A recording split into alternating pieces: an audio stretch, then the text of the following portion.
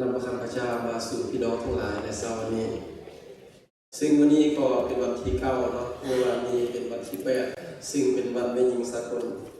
ซึ่งอยู่บนอาศัยพวกเขาก็มีงานฟื้นฟูน้ำสลัดแม่หญิง3 โบสถ์เนาะแล้วก็มีนครหลวงเขาร่วม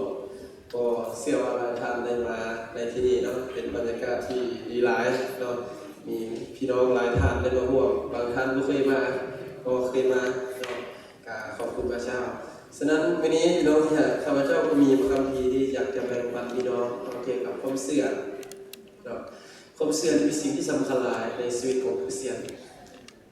ซึ่งความเชื่อที่ข้าพเจ้าจะแบ่งปันนี้เกี่ยวกับความเชื่อของหญิงสาวคนหนึ่งเนาะซึ่งเป็นคนต่างชาติแต่ว่าเชื่อในองค์พระเยซูคริสต์เจ้าพี่น้องที่ถ้าเราจะเบิ่งเกี่ยวกับความเชื่อเนาะมีหลายตอนเนาะที่เห็นอยู่ในพระคัมภีร์ของพระเจ้ามีหลายอย่างนับแต่พระคัมภีร์เดิมเนาะจนถึงพระคัมภีร์ใหม่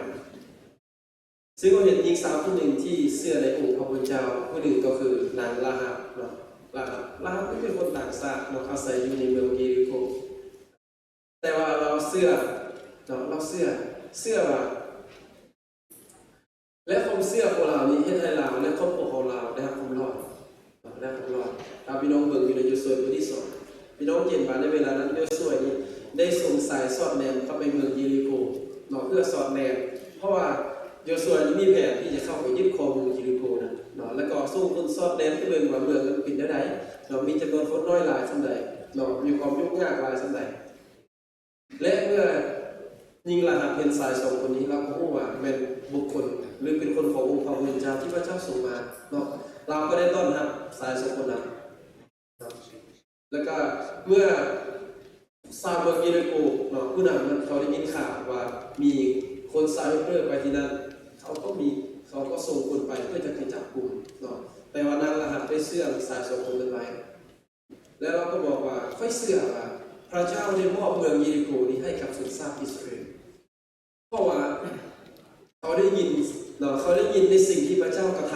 ำเนาะที่พระเจ้าได้แยกทะเลแดงเนาะแยกทะเลแดงออกให้ชนชาติอิสราเอลข้ามทะเลแดงมาดังนั้นเขาจึงเกิดมีความย่านกลัวและหลังนั้นก็มีความเสื่อพระเจ้าได้มอบเมืองนี้เลยให้กับชนชาติอิสราเอลปกครองแน่นอนเนาะดังนั้นนะครับจึงได้เฮ็ดพันธสัญญากับทหาร2คนนั้นมาให้เมื่อพวกเจ้าเข้ามายึดครองหรือว่ายึดโยมตีเมืองนี้ให้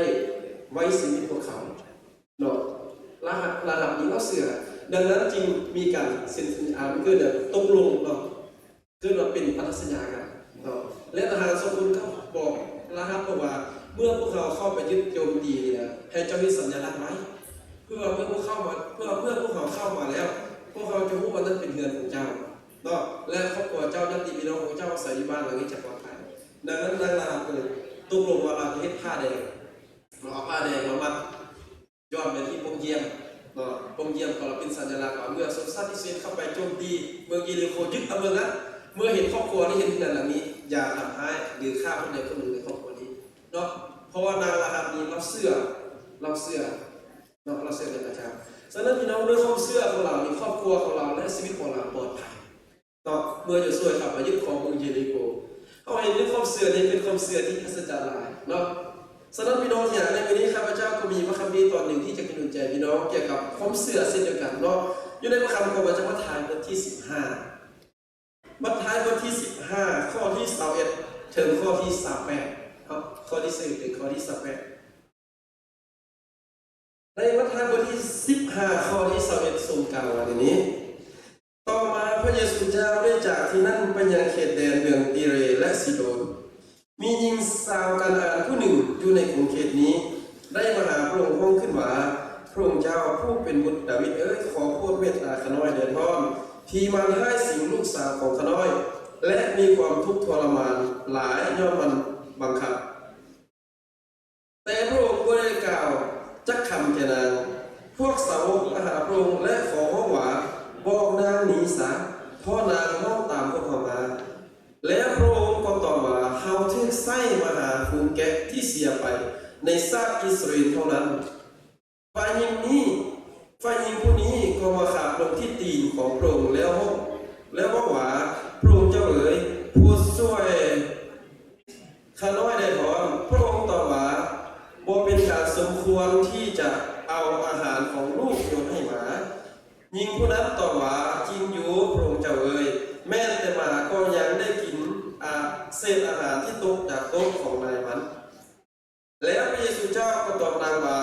เจ้าเป็นหญิงที่มีความเชื่อที่ยิ่งใหญ่หลาย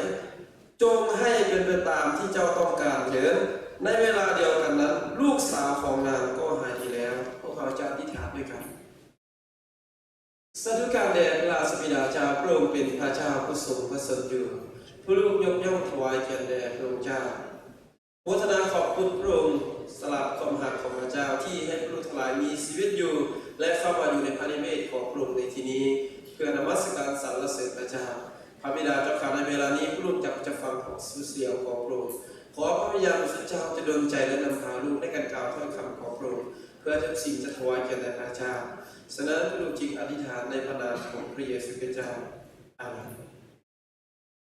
จากพระคำของพระเจ้าในมัทธิวบทที่15ข้อ2ถึง3แบบนี้ข้าพเจ้าก็ใส่หัวข้อว่าความเชื่อของหญิงกานาอัน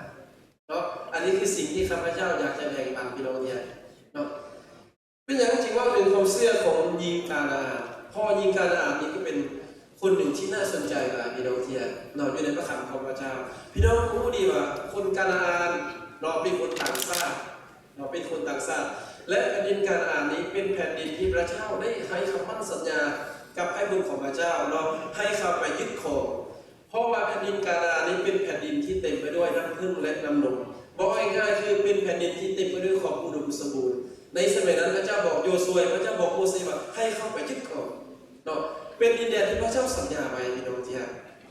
ฉะนั้นหญิงสาวกานาอันนี้ก็เป็นคนหนึ่งแต่ว่าหญิงสาวคนนี้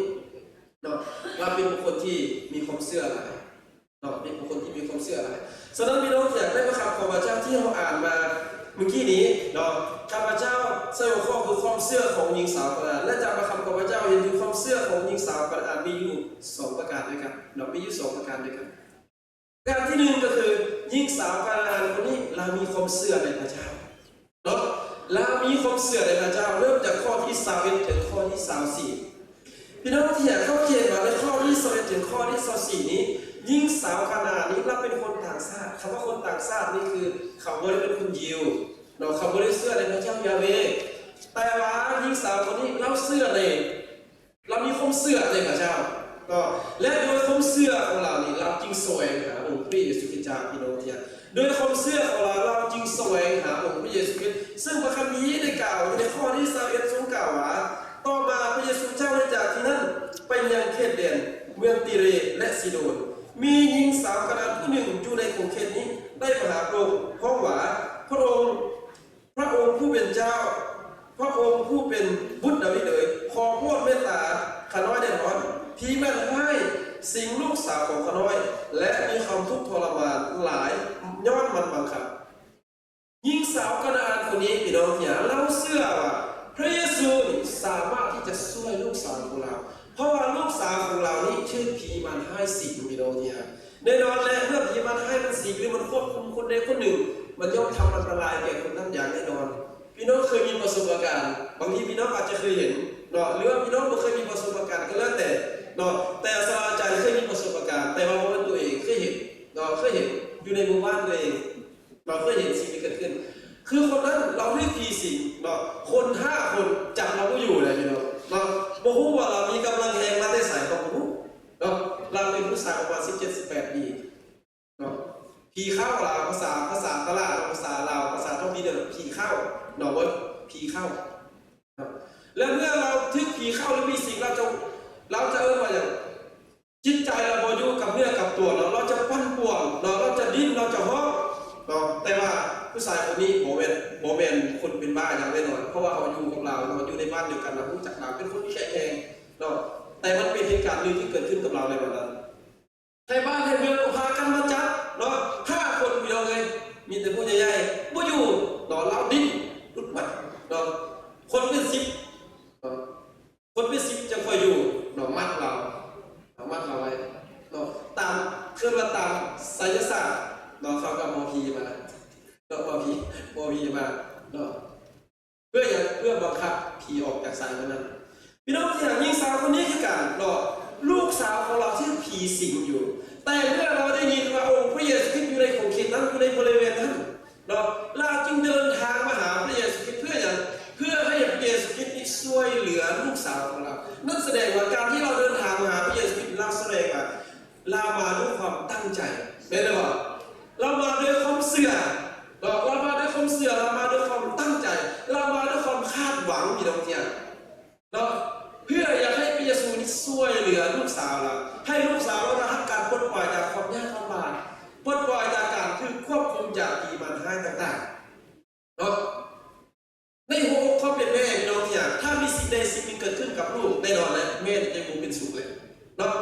เพราะว่าความผูกพันสายใยความเป็นแม่แต่เราขอบคุณพระเจ้าที่พี่น้องเนี่ยพระเยซูอยู่ในคงเขตนั้นอยู่ในคงเขตนั้น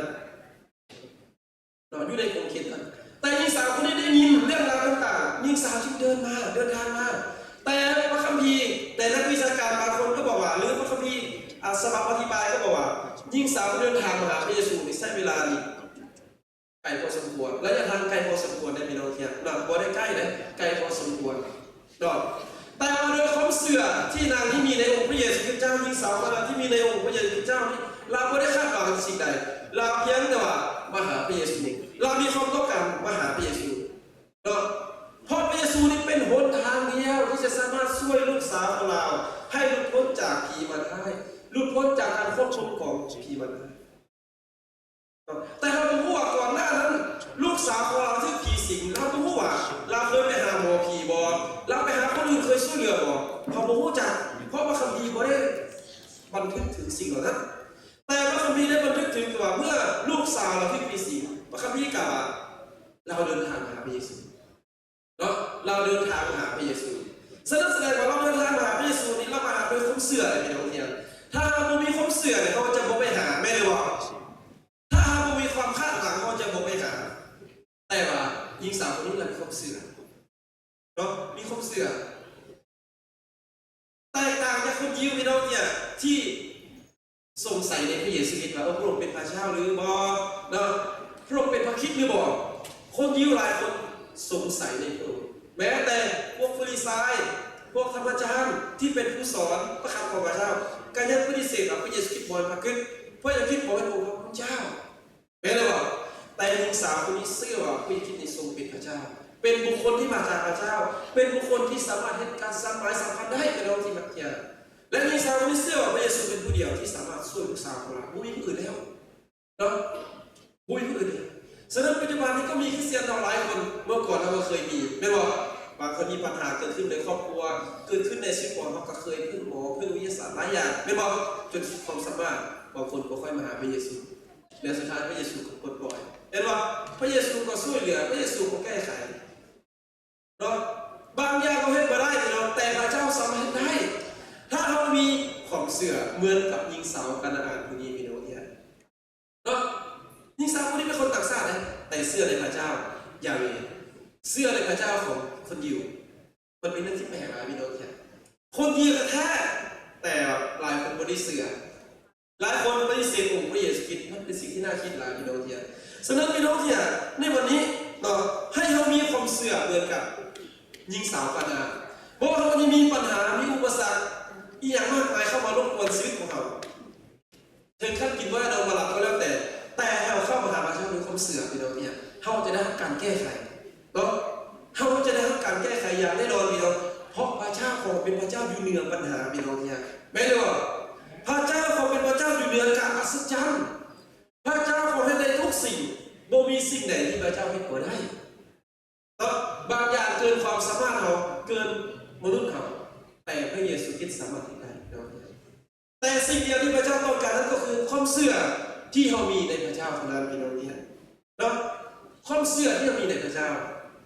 พระเจ้าต้องการเรานี้มีความเชื่อพระเจ้าก็ต้องการเรามีสิ่งใดที่เราเข้าหาพระเจ้าได้เลยว่าเมื่อในพระคำของพระเจ้าพี่น้องมาระโกบทที่10ข้อที่46ถึง52มาระโกบทที่10ข้อ46ถึง52นี้ก็เป็นความเชื่อของชายคนหนึ่งคือบาลัติมานี้เราเป็นคนตาบอดพี่น้องเนี่ยเราเป็นคนตาบอดเราสามารถที่จะเบิ่งเห็นได้แต่เมื่อเราได้ยินว่าพระเยซูเดินทางมา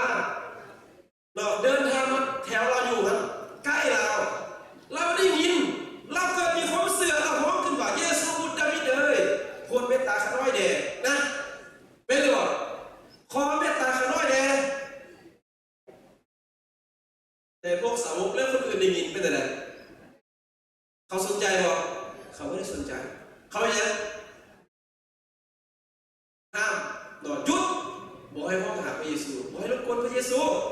เนาะแต่ชายคนนี้ห้องก็ดีกว่าเยซูบุตรดาวิดให้คนช่วยเขาหน่อยแน่เห็นบ่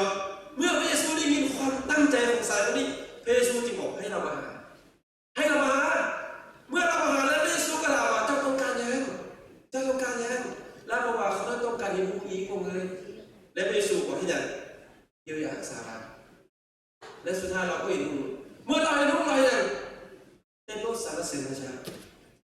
สิ่งที่เราได้รับการสูญเสียก็คือความเชื่อของเราที่เรามีในพระเจ้าคือความตั้งใจของเรามีน้องที่ไหนเมื่อหญิงสาวคนนั้นคนนี้เมื่อหาพระเยซูแล้วก็บอกว่าเยซูบุตรดาวิดเอ้ยช่วยกันหน่อยเด้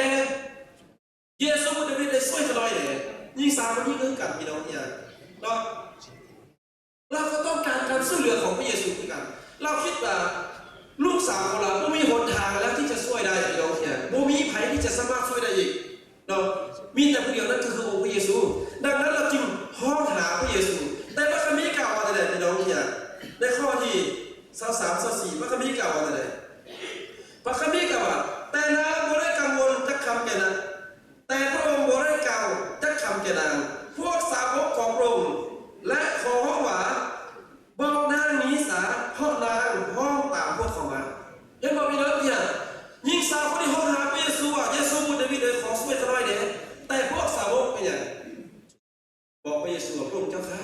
ไล่นางคนนี้ออกไปซะเราบ่รบกวนเราบ่วุ่นวายอยู่นี่นะไล่ออกไปไม่รู้ว่า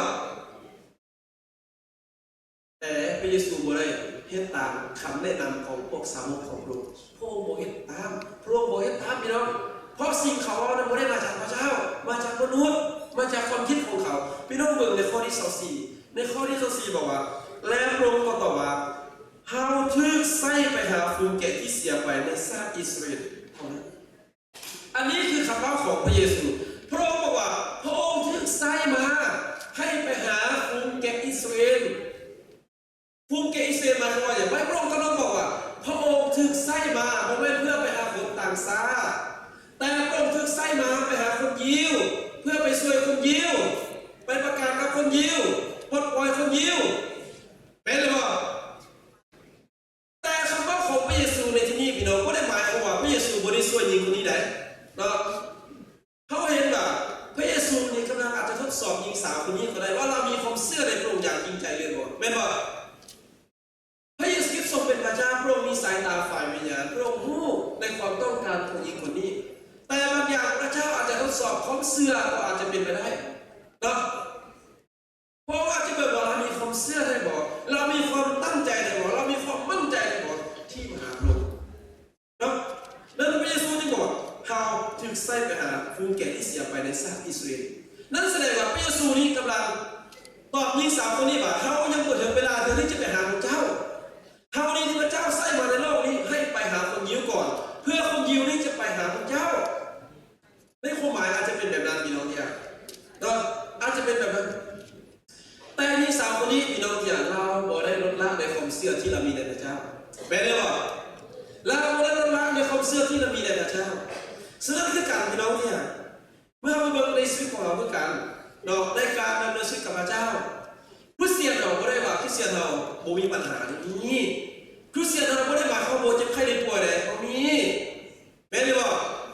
แต่เมื่อเรามีปัญหามีความเจ็บไข้ได้ป่วยสิ่งแรกที่พระเจ้าต้องการก็คือให้เรามีความเชื่อในพระเจ้าเนาะ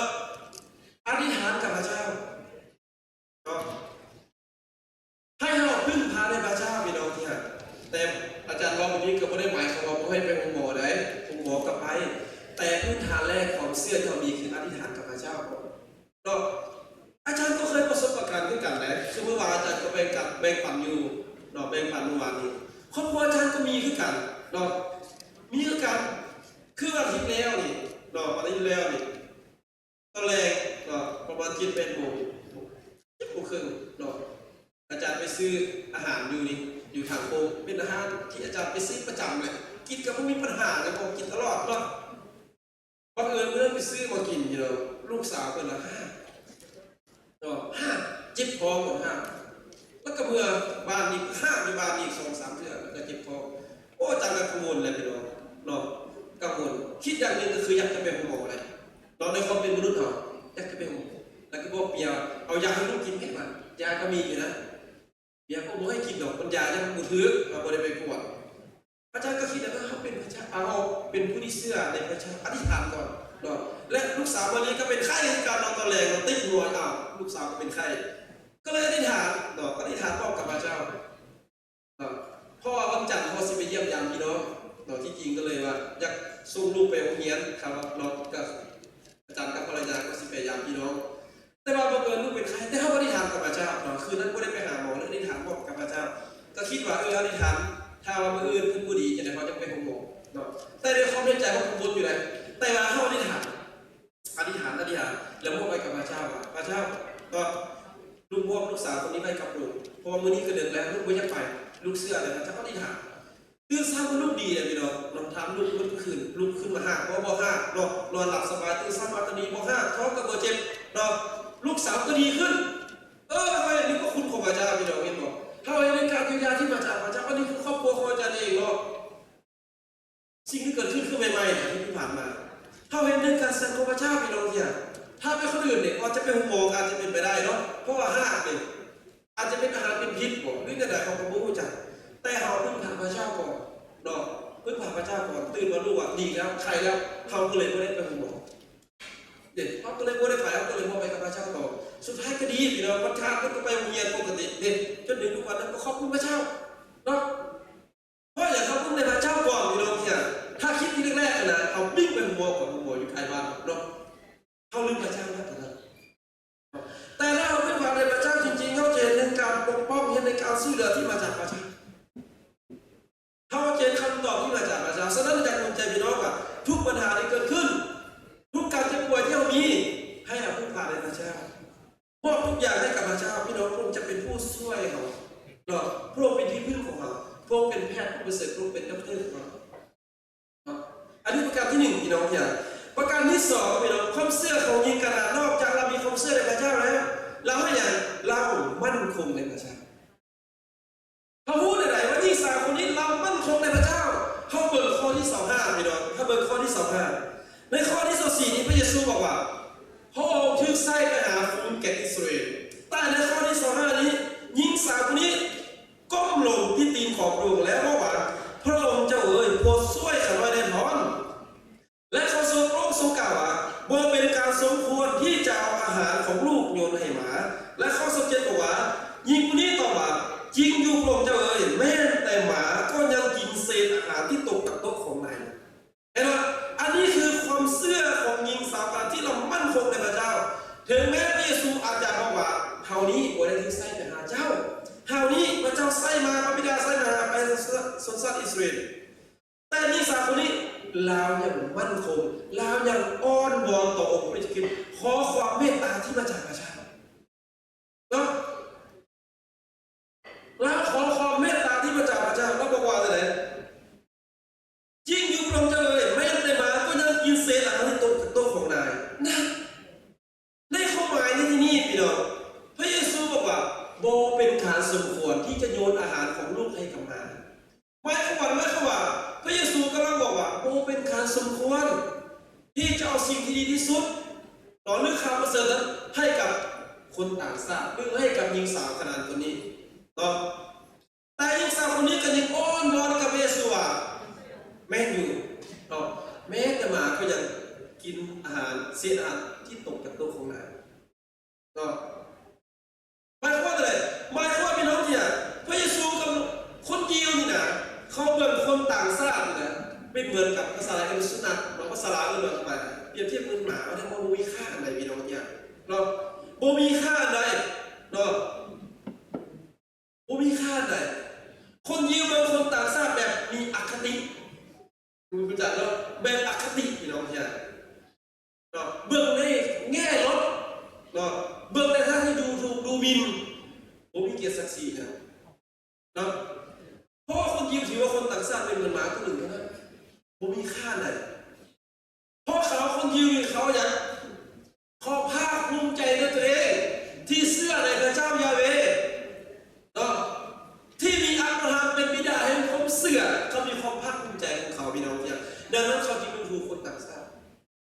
คนที่มีความเชื่อแตกต่างจากเขา และคนต่างชาตินี่แหละมาข่มเหงเขานะมาข่มเหงเขาดังนั้นเขาจึงมีทัศนคติมุมมองในแง่ลบต่อคนต่างชาติแต่ว่าหญิงสาวคนนี้เราเนี่ยเราไม่ได้ปฏิเสธเรายอมรับต่อเราไม่ได้ปฏิเสธแต่เรายอมรับในตัวตนของเราเราบอกว่าแม้แต่หมาก็ยังกินอาหารเศษอาหารตุ๊กจากตุ๊กของเราดังนั้นเรายอมรับในฐานะที่เราบอกว่าที่ว่าคนยิบจะถือเราเป็นหมาตัวหนึ่งเรายอมรับในตัวตนของเราไม่ได้เถียงเรายอมรับไม่บอกว่าหมาก็ยังกินเศษอาหารตุ๊กจากตุ๊กของเราอันนี้คือเรายอมรับกับตัวตนเราแม้คนยิบจะมองเราเป็นคนต่างชาติเป็นเหมือนสุนัขเป็นเหมือนหมาตัวหนึ่งเรายอมรับเราไม่ได้ปฏิเสธพี่น้องเนี่ยเพราะการสิ่งที่เรามาหาพระเยซูที่เรามาหาด้วยความมั่นใจมาด้วยความตั้งใจเนาะเราไม่ได้มาเพื่อจับผิดพระเยซูเหมือนกับพวกฟาริสัยและธรรมจารย์มาหาพระเยซูจับผิดพระเยซูเราไม่ได้มาแบบนั้นเนาะเรามาด้วยใจที่อยากกระหายเนาะเรามาด้วยใจที่ทอมลงมาด้วยจิตใจที่แสวงหาพระเจ้าด้วยหัวใจของเราเนาะแล้วขอความเมตตาจากพระเยซูคริสต์ดังนั้นพี่น้องข้อที่18พระเยซูจึงบอกว่าอะไรในข้อที่18พระเยซูจึงกล่าวบอกว่าและพระองค์ก็ตอบนะว่าเจ้าเป็นหญิงที่มีความเชื่อที่ใหญ่หลายจงให้เป็นไปตามความเชื่อที่เจ้าต้องการเถิดในเวลาเดียวกันนั้นลูกสาวของนางก็หายดีแล้วเห็นไหมอันนี้เป็นคำว่าของพระเยซูพี่น้องเนี่ยเมื่อพระเยซูเห็นถึงสิ่งที่เราต้องการเห็นถึงความเชื่อของเรา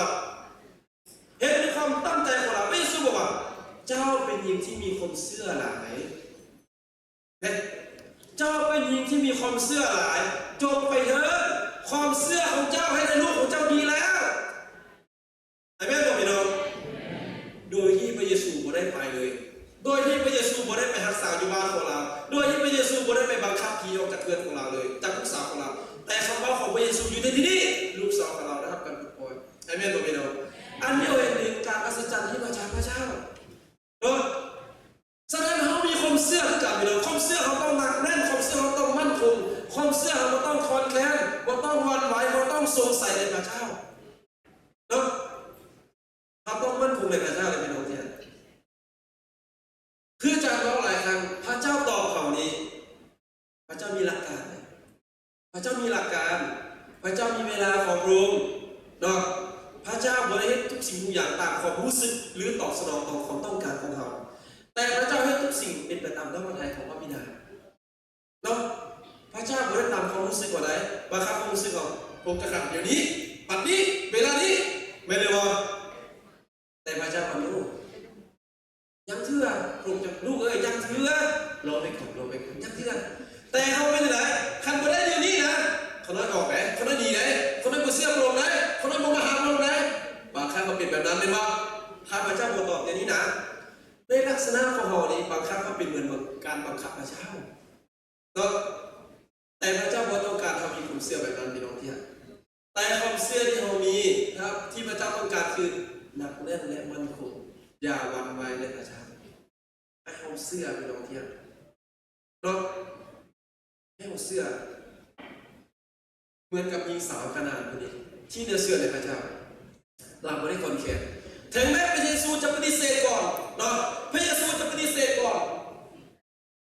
แต่ครั้งสองครั้งที่หนึ่งพระเยซูว่าพระเจ้าใส่เอาไปหาฝูงแกะอิสราเอลหญิงสาวคนนี้ยอมบ่ยอมอ่อนต่อและครั้งที่สองพระเยซูว่าอะไรบ่สมควรที่จะโยนอาหารดีๆของลูกให้กับหมานะบ่สมควรแต่หญิงสาวคนนี้หมาก็จะได้กินเศษอาหารที่ตกเป็นตกของนายลาบ่คนแค้นเป็นบ่พระเยซูนี่เหมือนกับปฏิเสธสองครั้งแต่เรายังมุ่งมั่นในความเชื่อดังนั้นความเชื่อของเราจึงเป็นแรงบันดาลใจให้พระเจ้าตอบสนองต่อความเชื่อของเราเห็นในลูกสาวของเราได้รับการรักษาพี่น้องเนี่ยพี่น้องลองไปลองเบิ่งกับชีวิตของเราพี่น้องเนี่ยนะพี่น้องไปลองเบิ่งอย่าให้เรามีความเชื่อในพระเจ้าแค่เพียง1 วัน 2 วันหรือ1 อาทิตย์ 2 อาทิตย์หรือ1 ปี 2 ปีเท่านั้นแต่พระเจ้าต้องการให้เรามีความเชื่อในพระองค์ตลอดชีวิตของเราเมื่อเรามีลมหายใจอยู่แม้หรือว่าพี่น้องเนี่ยพระเจ้าต้องการแบบนั้นนะพระเจ้าต้องการแบบนั้นพี่น้องเบิ่งโยฮันบทที่11ข้อที่3ถึงข้อที่27ที่ผู้นำได้อ่านข้อสลับไปเมื่อกี้นี้นะเราเห็นถึงการอัศจรรย์หนึ่งที่พระเยซูคริสต์ได้เห็นเนาะ ชายของมารีและมาธาเนาะมารีและมาธาครอบครัวนี้เป็นครอบครัวหนึ่งที่มีความสัมพันธ์ที่ดีกับองค์พระเยซูคริสต์และลาซาโรก็เป็นเพื่อนที่ดีขององค์พระเยซูคริสต์เช่นเดียวกันพระคัมภีร์กล่าวว่าวันหนึ่งพี่น้องอ่านจากบทที่11ข้อที่1เป็นต้นไปโน่นเนาะลาซาโรรับป่วยและมีคนมาบอกพระเยซูว่าลาซาโรป่วยเพื่อนคนนั้นป่วยเนาะแต่พระเยซูเนี่ยเสียเป็นว่าพระเยซูไม่ได้ไปหาพระเยซูไม่ได้สวยแต่ที่ว่าเมื่อลาซาโรรับตายเมื่อเราตายแล้วพระเยซูจะข้าวว่าเราตายแล้วพระเยซูจึงเดินทางไปเป็นว่าไปที่บ้านของมารีและมาธาเมื่อพระเยซูไปบ้านมาธาก็ได้ยินข่าวว่าพระเยซูมาธาก็แล่นไปต้อนรับพระเยซูแล้วบอกพระเยซูว่าพระองค์เจ้าเอ้ยถ้าพระองค์อยู่ที่นี่นะน้องชายน้อยคงจะตายเป็นว่าแต่พระเยซูบอกว่าโอ้ยลาซาโรเราไม่ได้ตายหรอกเราไม่ได้ตายเป็นว่าแต่มาธาเราก็เชื่อว่าพระเยซูจะช่วยลูกน้องชายของเราให้ขึ้นมีชีวิตเลยแต่ว่าหลายคนได้ยินแล้วไม่ได้พากันบวกก่อนเป็นว่าเพราะว่าลาซาโรตายไปแล้ว4 มื้อพี่น้องเนี่ยมันจะเป็นขึ้นมาได้ยังไงเนาะปกติเราคนเราตายได้4 มื้อนี่นะหมิ่นนะเนาะ2 มื้อก็ลองแม่ของไซโคโมนนี่เนาะหมิ่นนะเขาเอาลาซาโรไปฝังไว้ในถ้ำเลยนะพี่น้องอย่าปิดปากมองไว้เรียบร้อยแล้วเนาะปิดไปเรียบร้อยแล้วไม่เลยว่ะแต่พระเยซูบอกเลยข่าวนี้แหละเป็นเหตุให้คนทั้งหลายเป็นคืนมาจากตายไม่บอกพระเยซูสามารถช่วยได้อยู่แล้วพระเยซูไปที่พระอุโบสถ์และพระเยซูบอกกึ่งปากอุโบสถ์กึ่งหินออกพระเยซูบอกลาซาโรจะเป็นขึ้นมาและลาซาโรก็ออกมาลาซาโรจะออกมาและลาซาโรก็ออกมาให้บอกพี่น้องเนี่ยลาซาโรออกมามันเป็นไปได้อย่างไรพี่น้องเนี่ยคนตายได้4 วันมันคืนมาได้อย่างไรถ้าเราเล่าสู่กันฟังในปัจจุบันนี้เขาจะว่าเป็นนิทานเป็นเรื่องเล่าเป็นวรรณนิยายมันเป็นคนจริงเป็นบ่เขาจะมุ่งเสื่อเลยเขาเห็นต่างเขาจะมุ่งเสื่อแต่ว่าสารพระเจ้าเป็นไปได้พี่น้องเทียเขาจะมุ่งเสื่อแต่สารพระเจ้าเป็นไปได้พี่น้องจีบอกโทรมาสาวกคนอื่นบอกว่าโอ้พระอาจารย์เป็นคืนมาแล้วพระอาจารย์ประกฏกับเขาแล้วเขาเห็นพระอาจารย์แล้วโทรมาเสื่อบ่โทรมาเสื่อบ่โทรมาบ่เสื่อโทรมาบอกว่าให้บ่เสื่อถ้าข้อยบ่เห็นด้วยตาของข้อยบ่ได้มือนี่เป็นแจ้งที่สีข้างพระเยซูบ่ได้มือเป็นแตะที่พระเยซูนี่ข้อยบ่เสื่อในวันนั้นพระเยซูปรากฏตัวโทรมาแม่นบ่พระเยซูโทรมาในเวลาโทรมาเป็นไงตกใจเนาะโทรมาตกใจเพราะว่าสิ่งที่เขาเป็นความจริงฉะนั้นในชีวิตของเราเพื่อกันในพี่น้องที่ในชีวิตของเราเพื่อกันพระเจ้าต้องการเรานี่มั่นคงในพระเจ้าอีดีพี่น้องอย่าสงสัยในพระเจ้าให้เรามีความเชื่อเหมือนกับหญิงสาวคานาอันคนนี้เนาะเพราะว่าอุปสรรคปัญหาเกิดขึ้นกับชีวิตของเราบางอย่างมันอาจจะเป็นแผนการของพระเจ้าเนาะบางอย่างพระเจ้าอาจจะขัดเกลาความเชื่อของเราบางอย่างพระเจ้าอาจจะทดสอบเราเนาะเราบ่เข้าใจในพระทัยของพระเจ้าแต่ผู้ที่เข้าใจที่สุดนั่นก็คือองค์พระเยซูคริสต์เจ้าพี่น้องเนี่ยเป็นว่าบางครั้งมีคำถามไหม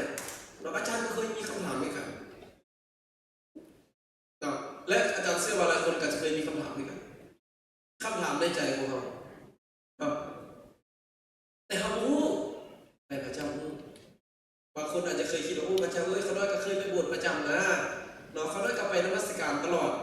ไม่ยังมีปัญหาเกิดขึ้นบางคนอาจจะเคยถามพระเจ้าเป็นว่าแต่เขารู้พระเจ้ารู้